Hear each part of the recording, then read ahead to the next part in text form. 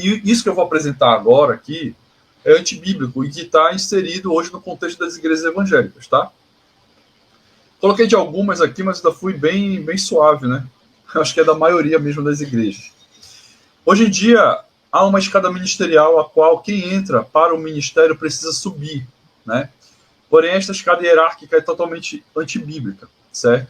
Então, nós temos aqui aquele camarada que nem todos os ministérios têm isso, tá? Mas eu já participei de igreja que tinha um auxiliar de culto. Eu próprio já fui auxiliar de culto, tá? Depois do auxiliar de culto, eu subi de cargo, fui para o diaconato.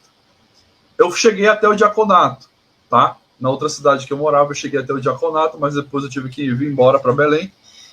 E, enfim, aí não continuei essa escadinha aí. Só quero frisar para os irmãos o seguinte, que antes que os irmãos me achem hipócrita, né, que da forma como eu estou ensinando hoje e da vivência que eu tive, tá?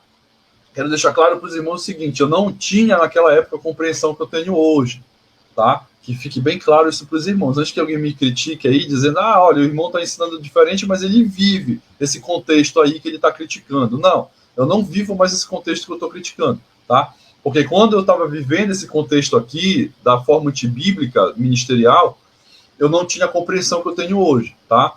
Então que fique bem claro. Então, quando o Senhor me deu a compreensão que eu tenho hoje, eu praticamente abandonei esse critério aqui, tá? Eu abandonei, obviamente.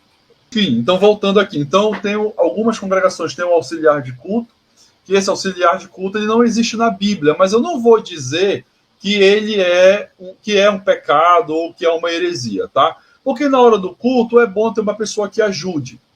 Tudo bem? Concordo, é bom ter uma pessoa que ajude a limpar a igreja, organizar as cadeiras, né, limpar o púlpito, enfim, N coisas que dá para fazer na congregação, recepcionar os irmãos, na hora ali da Santa Ceia, né, arrumar a mesa da ceia e tal. Tudo bem, é bom ter uma pessoa que ajude, tá? Mas essa pessoa não pode ser considerada do ministério, do corpo ministerial, tá bom?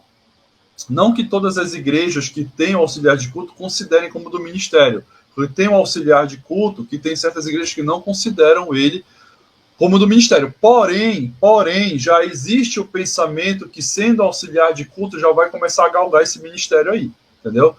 Outros patamares dentro do ministério. Isso é inegável, tá? Isso é inegável. A pessoa, quando é chamada para auxiliar, ela nunca é chamada para permanecer auxiliar. Ela é chamada porque existe um pensamento de incluir ela, sim, na questão ministerial. Tudo bem?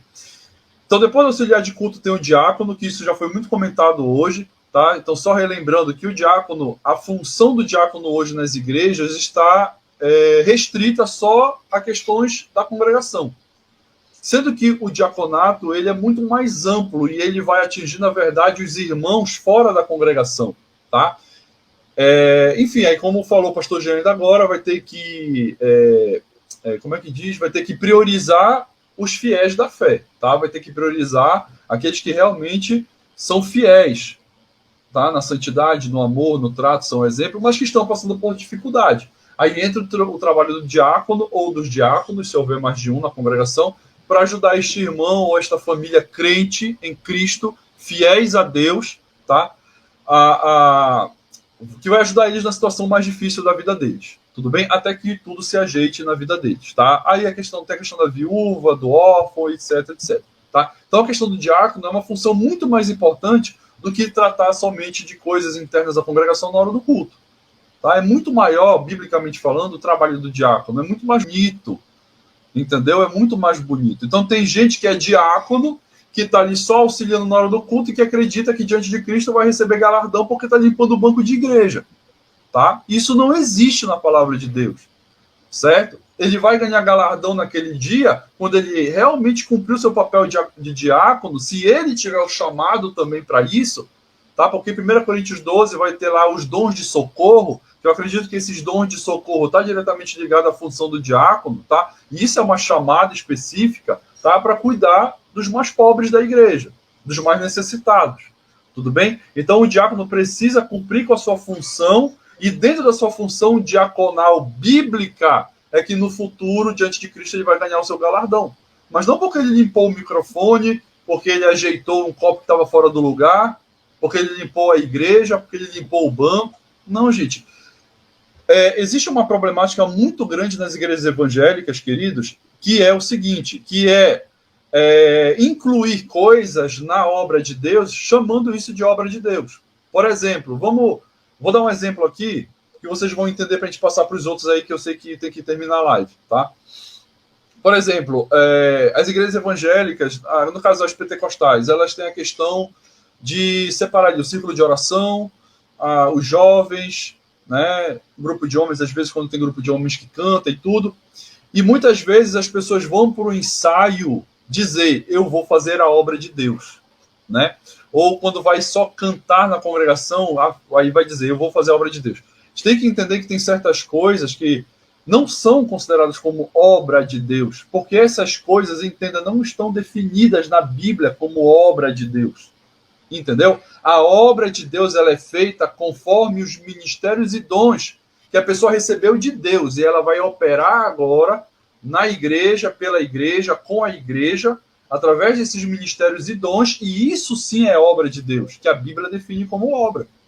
Mas eu vou para a congregação só para tocar um violão, tocar uma guitarra, ou cantar num grupo e achar que eu estou fazendo a obra de Deus? Não, a Bíblia não define isso como obra de Deus.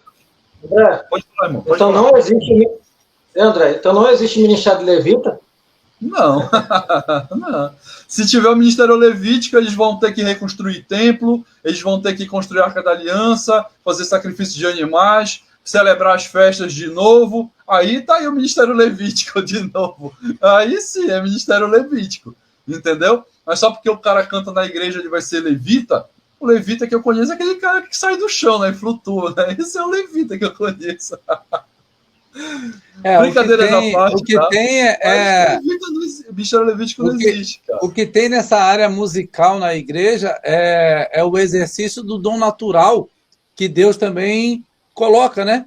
Os dons naturais, talento, né, que tem, na música, né? É você exercer ali um louvor ao Senhor com o dom natural que Ele te deu, de cantar, de tocar, de fazer alguma coisa.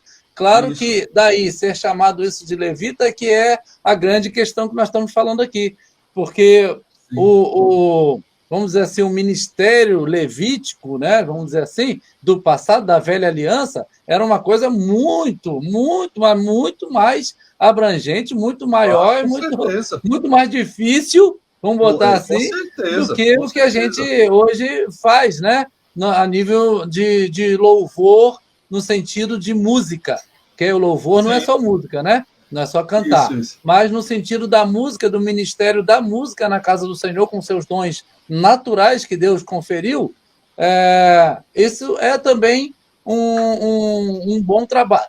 Um bom trabalho que você exerce com o dom natural que Deus te deu. Mas daí, realmente, a se dizer eu sou um levita na casa do Senhor, é mais um jeito de falar, um costume, na verdade, né? Mas um costume por falta de um conhecimento mesmo mais aprofundado do que é um levita, do que realmente, propriamente, o ministério em si, né? Sim, com certeza. Aí, eu não estou aqui, tá, com relação ao que eu falei agora há pouco, sobre a questão dos grupos que existem na igreja e tal, eu não estou desestimulando as pessoas a louvarem a Deus na igreja, tá? Se essa liturgia de culto já está implantada há um século, mais ou menos, na igreja pentecostal, tá? Não tem problema, que continue, mas eu só não quero que os irmãos continuem confundindo as coisas, é só isso, tá? Se tem grupo do ciclo de oração que louva, o grupo dos jovens que louvam, no grupo dos homens que louva, se tem lá o grupo de louvor, né, e tudo, que continue dessa maneira, não precisa destruir essa estrutura, não precisa, porque é uma liturgia de culto, biblicamente falando, não contraria a palavra de Deus isso daí, não fere nem um pouco a palavra. Eu só quero que as pessoas compreendam que as pessoas não vão ganhar galardão por louvar na igreja. Essa é a questão. Que o louvor seja congregacional, que seja um momento ali de você encontrar maior comunhão com Deus através do louvor. Né? Que seja um louvor de coração, que não seja só um louvor porque foi ensaiado e fique bonito, mas que seja espiritual realmente o louvor, né? E que ali você aumente sua intimidade com Deus. Esse é o ponto, tá? Mas achar que porque eu louvo e etc, e faço alguma outra coisa que não está definido pela palavra e por conta disso eu vou receber galardão, Não, você não vai receber galardão por conta disso.